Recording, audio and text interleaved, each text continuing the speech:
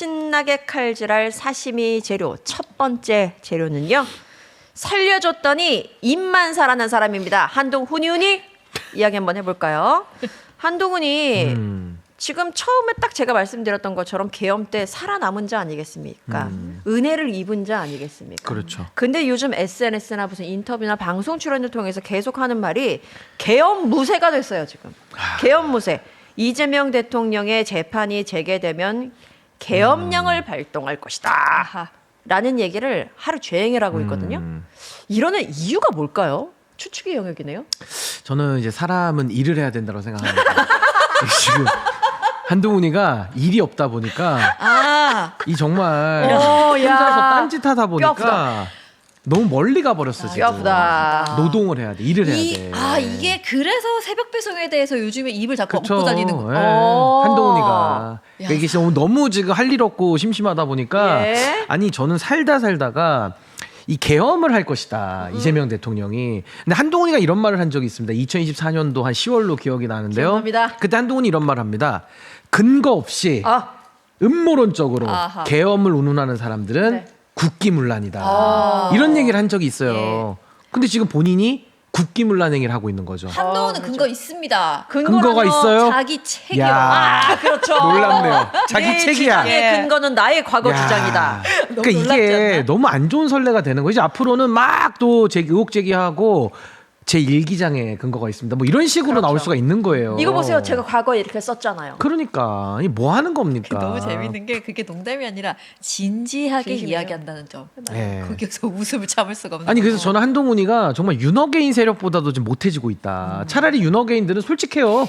그냥 이거는 제 추측입니다. 뭐 추론입니다. 네. 이러면서 막 김민수가 이상한 얘기도 했던 거 우리가 몇 번 사견인 것처럼 얘기를 몇 번 했죠. 다뤘잖아요. 그냥 차라리 대놓고 음모론이라고 말하는 사람들이 낫지. 한동훈은 그래도 자기가 조금은 합리적이고 네. 조금은 그래도 자기가 이성적이다. 윤어게인보다는 낫다라는 거를 쇼를 하려고 하다 보니까 네. 어떻게 근거를 자기 책에서 찾습니까? 그걸 또 자기가 하이라이트를 걷더라고 자기 책으로. 맞아요. 그 페이스북에 올렸더라고. 아니 근데 조금 전에 기추자님이 말했잖아요. 굉장히 진지하게 접근했다고. 진짜 그렇더라고요. 제가 한동훈의 측근이라고 할 수 있는 사람을 한번 마주친 적이 있어서 마주친 김에 물어봐야겠다. 네. 왜 한동훈은 요즘에 그렇게 계엄 얘기를 그렇게 해요? 너무 많이 하던데 라고 대표님은 왜 그러세요? 이렇게 물어봤지. 한동훈 대표님은 왜 그러세요? 이렇게 물어봤죠. 그랬더니 진짜 진지하게 그분이요. 법조인으로서 굉장히 날카로운 분석이고요. 그리고 근거가 있습니다. 과거에 책에서 말씀하셨어요. 무슨 성경책이야 아멘. 뭐야? 아멘 안 하나? 이곳은 교회입니다. 기 선생님 아멘 안 하나? 알겠나? 김장환, 그치? 통일교고 난 김장환이지. 과거의 책에서 말씀하셨네. 알겠나? 알겠나? 진짜 이렇게 진지하게 심각하다. 말씀하셔가지고 네. 이거 정말 그럼 한동훈 진지하구나. 가라사대네. 한동훈 그러니까요. 가라사대. 가라사대는 모르겠는데 와리가리는 알겠는 게요.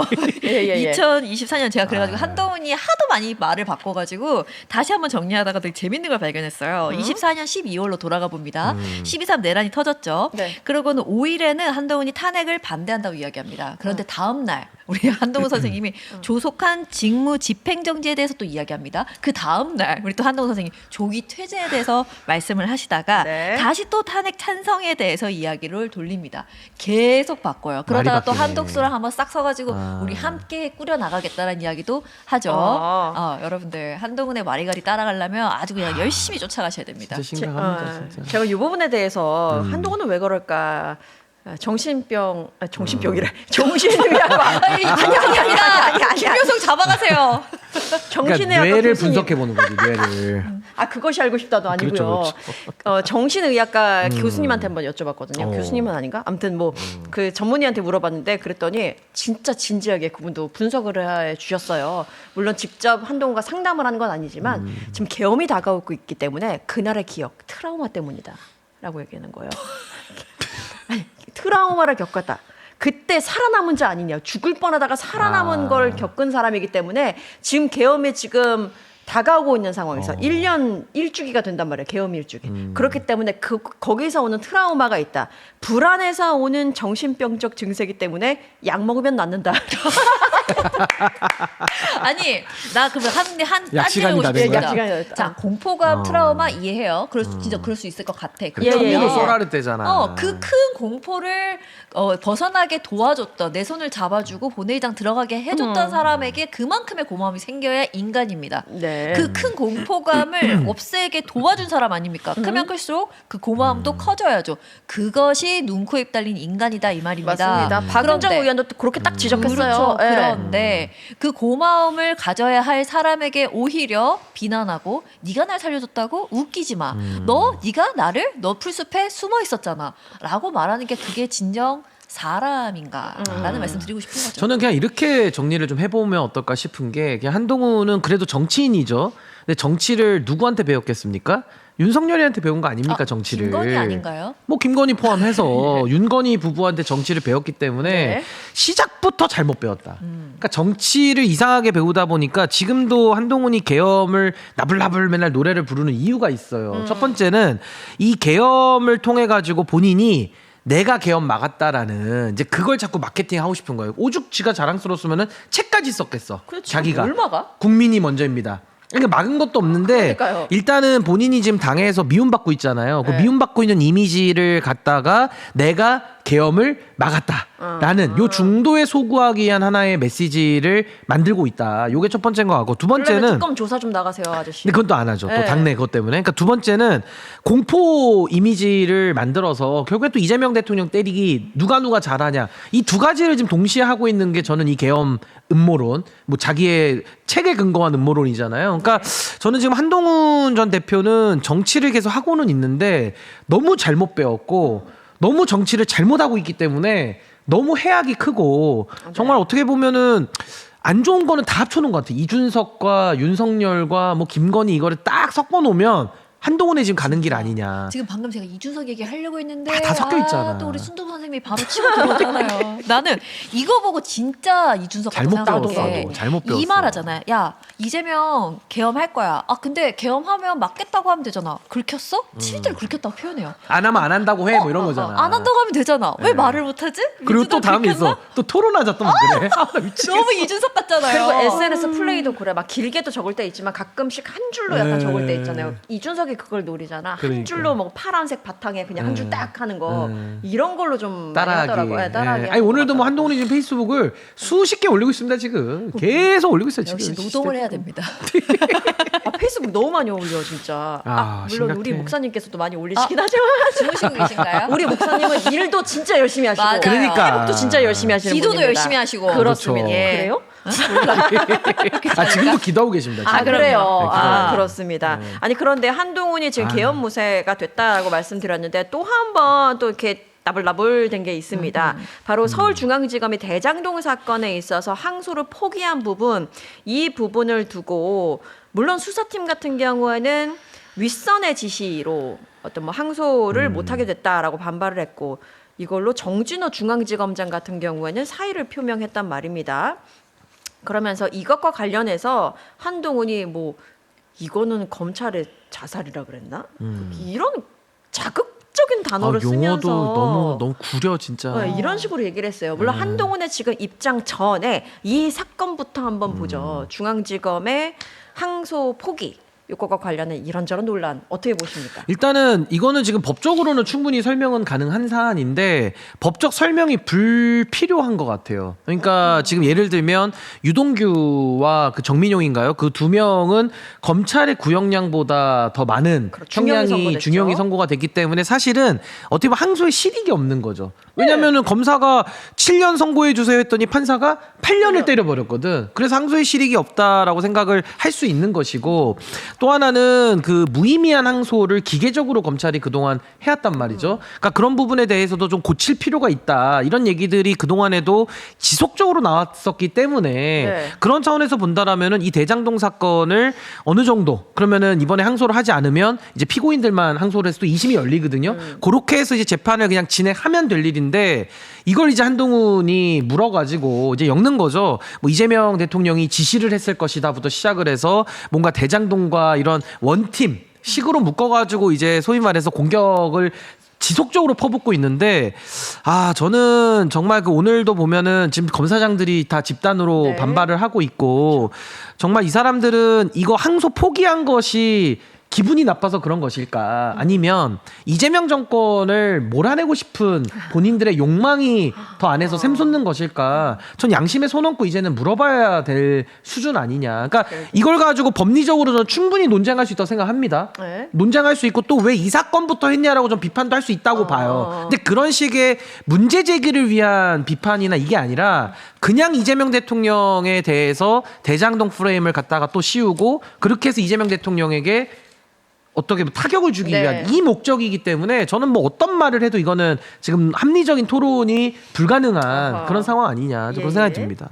저는 그냥 맨 처음에 보면서 왜 항소를 안 했지? 처음에 그랬어요. 한 1초. 왜 항소를 안 했지? 그다가 2초, 3초 지난 다음에 구형보다 더 많이 선고가 더 많이 나왔으니까. 나왔잖아. 그러면 당연히 항소 안 하는 거 아닌가? 라는 생각을 했거든요. 예를 들어서 그냥 이렇게 여러 명을 두고 이렇게 있는데 얘랑 싸우고 있는데 얘가 1차로 합격했어. 얘는 추가 합격을 할지 말지 정해줘야 되는 이런 상황인데 1차에 이미 합격한 사람이 저는 그걸 검찰로 보는 거죠. 왜냐하면 구형량보다 선고가 더 높게 그렇죠. 나왔으니까 이미 인정을 받았는데 왜 저는 추가 합격 안 시켜줘요? 라고 얘기하는 듯한 느낌이 들더라고요. 그쪽가 필요가 없는 거죠. 네, 현재 이거는 필요가. 나는 법의 전문가가 아니니까 그냥 상식적으로 생각했을 때 이런 것 같다라고 하는데 이 부분에 대해서도 뭐 저쪽에서는 얘기가 많고 그걸 뭐 세부적으로 뜯어봐야 되는데 이 부분은 무죄를 선고했기 때문에 이 부분에서도 뭐 항소를 해야 되고 그러면서 저쪽에서는 되게 이걸 끝까지 물고 갈 것 같은 느낌이 들더라고요. 아니 저는 그래서 저를 모르니까 또 공부를 해야 되지 않겠습니까? 그쵸. 그러면 공부 많이 한 사람들은 뭐라고 하나 쫓아다니면서 봤죠.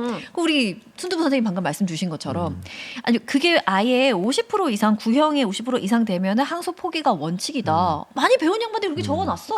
예규에 나와 예규. 네, 그래서 항소를 강요하는 게 규정 위반에 가깝다고 적혀 있습니다. 그래서 그래? 그럼 법이 그렇다면 왜 검찰은 그렇게 주장을 하고 언론들은 그걸 왜 받아 써주지가 이제 이어지지 않겠습니까? 근데 잠깐 더 생각을 해봤더니 그러면 예전에 어땠나를 다시 선례를 보면 되는 거 아니겠어요? 근데 너무 쉽게 김건희가 주가 조작했을 때는 수뇌부가 불기소 지시하잖아요. 그때 이렇게 난리가 났었나요? 안 났잖아요. 게다가 윤석열 구속 취소됐을 때 항고 포기했죠. 그때 난리가 났었어? 안 났어요. 안 났어. 근데 이번에 오늘 조선일보, 동아일보 지금 헤드라인 쫙 살펴보고 왔는데 세상이 무너졌어요. 근데 그거는 나눠지기가 왜 보통 우리가 크게 나눴을 때 뭐 진보 언론 이렇게 나누긴 하지만 보수 언론 저는 그것이 의미가 없어요. 검찰발 기사 관련돼서는 싹 다 그 프레임으로 써줍니다. 도무지 그 이유를 알 수가 없어. 지휘부의 부당지시다. 검찰이 자살했다. 이런 거를 그대로 따라주고 있단 말입니다. 네. 그 원인은 이제 우리가 계속 찾아가 봐야 되는 거예요. 들여다보면 왠지 한눈에 보입니다. 지금 입 달렸다고 따닥대는 놈들은 하나같이 그 조작 수사에 연루된 놈들 거기를 자신이 지시하거나 혹은 굉장히 깊이 관여했던 인간들이 다 따닥대면서 튀어나온 거예요. 누가 튀어나왔어? 강백신. 누가 튀어나왔어? 한동훈. 아이고, 강백신. 그런 놈들입니다. 주진우도 많이 튀어나오고. 마찬가지예요. 주진우도 튀어나오나? 요즘에 자주 튀어나와요. 라디오도 아침에 나오고. 그래요? 신났지 뭐. 네. 아니 그러니까 저는 지금 우리 기 선생님께서 참 잘 정리를 해주셨는데 그 정유미라는 검사장이 있습니다. 네. 이 정유미라는 사람은 이제 오늘 치욕적이라는 그 기사가 제가 뜬 걸 보면서 이분은 뭔 관계네? 사건 관계자 친윤 아니에요? 검사죠, 친윤 검사. 친윤 검사. 네, 근데 네네네. 이제 검사장 중에 한 명으로서 이제 이번에 또 뭐 여러 가지 개인 의견을 내면서 뭐 치욕적이다 이따위 소리를 하고 있는데 저는 그 치욕스러움의 그 원인이 뭐냐? 왜 치욕적이냐 오늘? 결국 검찰이 검찰다운 일 안 했으니까 치욕적이라는 거 아니에요? 네. 그럼 제가 널리 양해해서 그래 뭐 오늘 요 사안도 검찰이 할 일을 제대로 못했다라고 평가할 수 있으니까 치욕죄라고 치고 아니 그럼 똑같은 잣대로 말씀하신 대로 즉시항고 포기라는 것도 당시에 모든 대한민국 국민들 윤석열 빼고는 다 반대하지 않았습니까? 심우정이가 했잖아요. 왜 근데 그때는 치욕스러움이 왜 안 생기느냐?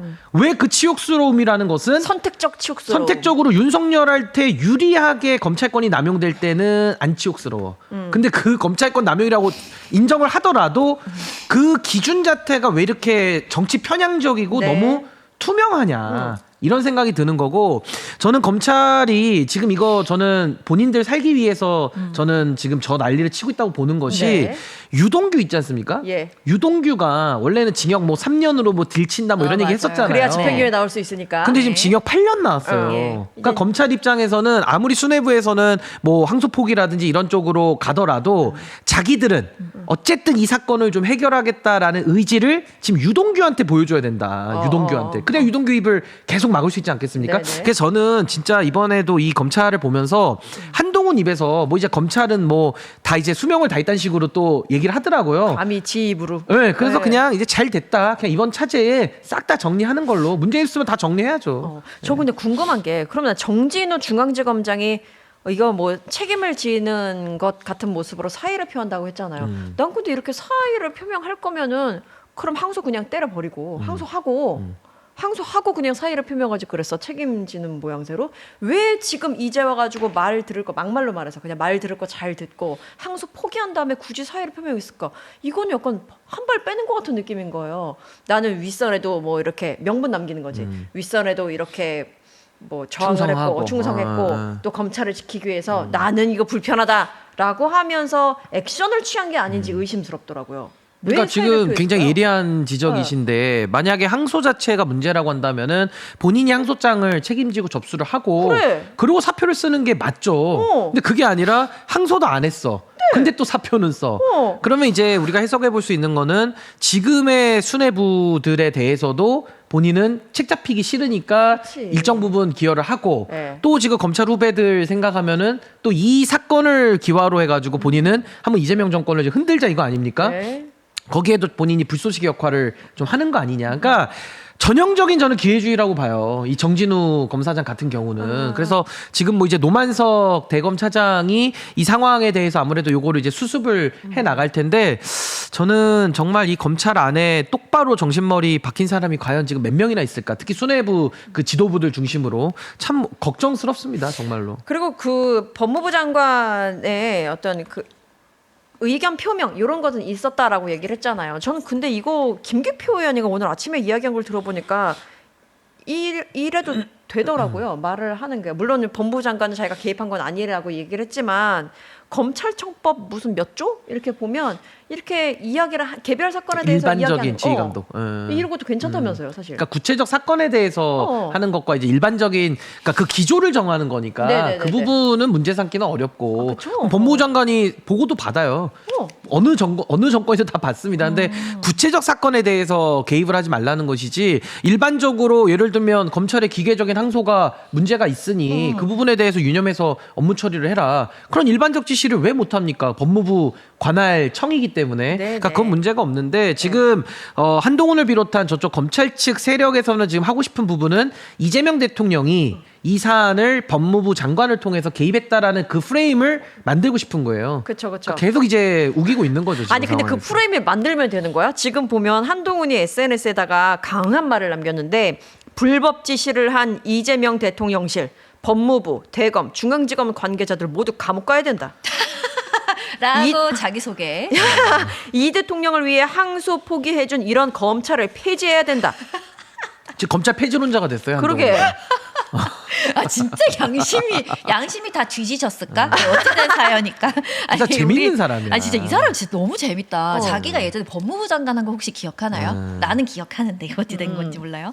윤석열 징계 사건 때 항소심 패소시키려고 일부러 엎어져가지고 그렇게 뭐 패소하는 방향으로 유도했다는 패소할 의혹이 결심. 있으세요. 우리 한동훈 선생님이. 네. 그래서 저는 그래서 결국 2심에서 윤석열이가 징계 취소 받았잖아요. 근데 그거를 지휘한 사람이 한동훈이라고 했어요. 이게 어찌된 사연이야. 그러니까 본인이 한 짓을 다 까먹어 버렸나?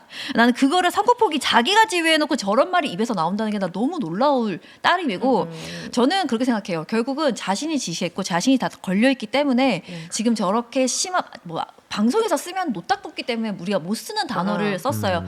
그 뭐라 해야 될까 극단적 선택이다 뭐 이런 식의 표현도 쓰고 방금도 마찬가지 다 감옥으로 갈 것이다 이렇게 세게 말하는 건 결국 자기가 저질렀던 짓을 알고 있기 때문에 그래서 자기가 들킬까봐 지금 저렇게 이야기하는 거로밖에 안 보고요. 저는 결국 지금 한동훈이 가장 걱정되는 거는 마지막으로 검찰이 쥐고 있는 거 유동규라고 생각합니다. 네네. 유동규한테 사인 보내는 거라고 생각해요. 야 나무 됐어. 너 이미 바꿨으니까. 진술 야, 너 바꾸고 꺼지고. 있어 계속. 유동규. 마지막 보루가 유동규야. 그렇지. 동규야. 잘 들어. 우리 할 건데 잠깐만 기다려. 너 남욱처럼 가면 안 돼. 너 기다려. 8년만 딱 살아. 거기서 8년만 차. 기다려. 동규야. 진정해. 이 그 사인이에요. 유동규는, 아 잠깐이나 8년 써보라고? 지금 유동규는 뚜껑이 열리고 있죠. 지금. 뚜껑 열립니다. 8년 구형부터 7년 구형이었나 처음에? 1년 더 7년 나왔지. 구형부터 사실 근데 남욱 다음이면 유동규입니다. 동훈이 언제 너가- 입을 열 것인가? 그렇지. 동훈 씨. 아니, 그러니까 저는요 이거를 한동훈에만 또 국한시키고 싶지도 않은 게 그냥 윤석열 사단들이 해온 꼬라지가 있지 않습니까? 예. 거기에 당시 법무부 장관을 지냈던 사람이 한동훈이고 또 비대위원장까지 그 황태자 노릇을 했던 게 한동훈이고 그 외에도 많죠. 네. 뭐 과거에 뭐 송경호 또 누굽니까 저기 뭐 지금 주진우 그리고 지금 강백신 윤석열 네. 사단들 수두룩 빽빽 하거든요. 그러니까 그 사람들이 그동안에 곳곳에서 해냈던 일들 그 부분들이 지금 진실이 다 드러나고 있기 때문에 이 사람들은 이 대장동 수사에서부터 막아야 되는 거예요. 이걸 못 막으면 또 자기들이 했던 여러 가지 조작은폐 수사들, 검찰권 남용의 사례들이 또 바깥으로 이제 드러나는 거기 때문에 네. 아마 여기서는 지금 일치단결해서 뭔가 본인들의 과오가 드러나는 것을 지금 절사적으로 맞는 거 아니에요. 저는 왜 그러냐면 아니 한동훈이 그래요.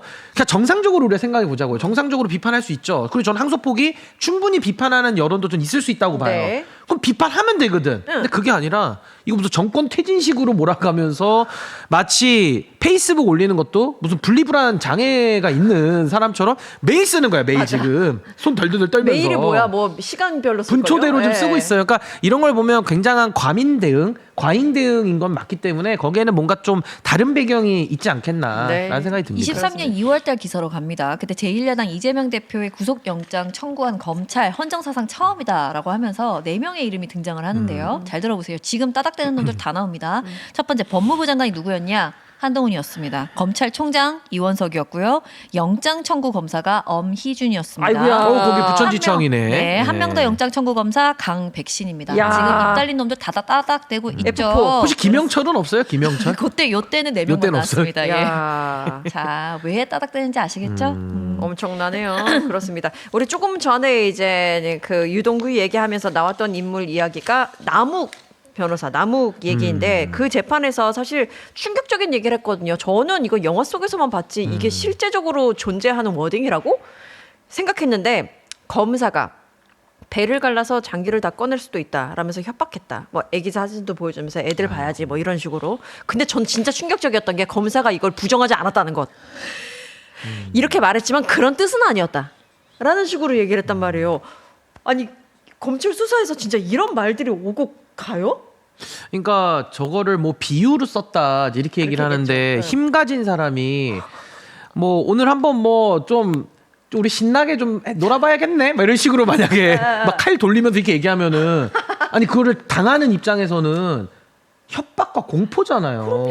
그러니까 저거를 갖다가 어떻게 보면 조사받고 있는 그 피조사자를 상대로 저런 이야기를 했다라는 것은 정말 일반인들 입장에서 충격 그 자체죠. 근데 저렇게 했다는 거 아닙니까? 네. 그러니까 저는 지금 남욱 변호사가 최근에 아주 중요한 진술을 바꾸면서 그동안에 윤석열 정권 하에서 있었던 이 강압 수사 내지는 조작 은폐 수사의 좀 그 일부를 이제 밝히고 있는 거기 때문에 전 그런 차원에서는 이 대장동 수사도 우리가 진실은 알아야죠. 도대체 이게 어디서부터 잘못됐고 어디서부터 길을 잘못 들어가지고 누군가를 잡기 위한 하나의 수단으로 악용이 됐다면은 이거 밝혀야 되지 않겠습니까? 맞습니다. 그래서 저는 유동규의 입까지 여는 방식으로 지금 이 정일권 저 부장검사를 포함해서 당시 수사팀들 저는 다 한번 이거 점검이 좀 필요하지 않나. 어떻게 저런 얘기까지 할 수가 있는가. 네. 저 국민들이 정말 놀라실 것 같아요. 안 하더라도 만약에 막 나를 죽일 수도 있고 살릴 수도 있는 검사가 내 앞에 있는데 그 검사가 사과만 깎아 먹어도 무서울 거예요. 맞아요. 사과 안 그렇겠어요? 근데 저렇게 얘기한다. 그리고 우리 애들 얼굴을 보여준다. 그러니까 왜 말이 안 보여주냐 되지. 굳이. 야, 그 미친 거죠. 네. 협박이지 협박. 그래. 그러면서 네. 보여주는데 인권 무슨 차원에서 보여준 거다. 뭐 이렇게까지 얘기하더라고요. 애들은 봐야지. 그럼 나 못 보게 할 수도 있는 거 아니야. 그치. 이게 고문이지. 아, 그렇습니다. 그런 이야기들이 계속 나오고 있는데 앞으로 꽤 근데 시끄러울 것 같긴 해요. 근데요, 네. 이게 우리가 그냥 차분하게 생각해 보면 검찰이 지은 죄가 너무 많지 않습니까? 네. 이거는 뭐 사건만 나열해도 거의 무슨 백서 하나 나올 정도로 윤석열 시대를 우리가 마무리를 좀 해야 되는데 그 과정에서 윤석열한테 부안해동하고 충성하면서 나쁜 짓을 했던 사람들이 굉장히 많을 거예요. 그러니까 그 사람들은 지금 어떤 심정일까라고 우리가 생각해 본다면 지금 이 사안을 놓고 저렇게 발작적 증세로 달려드는 것들은 뭔가 지금 요 단일 사안뿐만이 아니라 본인들의 지금 과거 그걸 좀 감추고 싶은 의도가 굉장히 큰 거 아닌가 그런 생각이 듭니다. 처방약을 먹어야 된다. 불안에서 오는 정신병적 증세. 아까 선생님이 말씀하신 아니, 마지막 것처럼. 발악 같다는 예, 예. 느낌도 좀 들어요. 왜냐하면 아니, 검사장들이 뭐 치욕적이라고 하는데 왜 과거에는 안 치욕적이냐고 왜 지금만 치욕적인지를 좀 설명을 해줬으면 좋겠어요. 아니 이게 한 3년 전 일도 아니에요. 불과 올해 초에 있었던 일인데 네. 그때 다 조용해가지고 이상했거든. 아니 뭐야, 저 국민들은 다 부글부글해서 윤석열이 이러면서 나오지 않았습니까 그날? 네. 그 경호 받으면서 기억나시죠? 그럼요, 기억나죠. 근데 그때는 하나도 안 치욕적이야. 저는 계엄 때보다 이러고 나왔을 때가 훨씬 더 공포스러웠거든요. 그렇죠. 저는 네. 불안이 진짜. 극에 달했었어요. 맞아요. 그때 모든 국민의 불안에 극에 달했을 때 네. 검찰들은 가만히 있었잖아요. 오히려 아무도- 응원했겠죠. 응원했으니까 가만히 있죠. 그러지. 지금 치욕적이고. 휴대폰 다 제출하고 가가지고 출장 수사 조사하러 갔을 때 그때는 안 치욕적이었어요. 보는 내가 얼굴이 붉어지는 시계도 거야. 내가 부끄럽더라 진짜. 그러니까요. 예. 그때는 단 한 놈 입 벌린 놈이 없더만. 지금 아주 그냥 세상이 무너졌습니다. 그리고 김건희 무혐의 덮여줄 때도 그러니까. 난 내가 치욕적이더만 그래요. 부끄럽고 근데 그때도 다 조용하더니 인제 와가지고는 무슨 정의의 사도 납신 것 같아요. 난리도 아닙니다. 지금에 와서 보면 네. 얼마나 그렇게 다 꼴사납고 튀어나와 웃깁니까. 정의사도들의 이때는. 아무튼 열심히들 멋있습니다. 하시고요. 예. 예.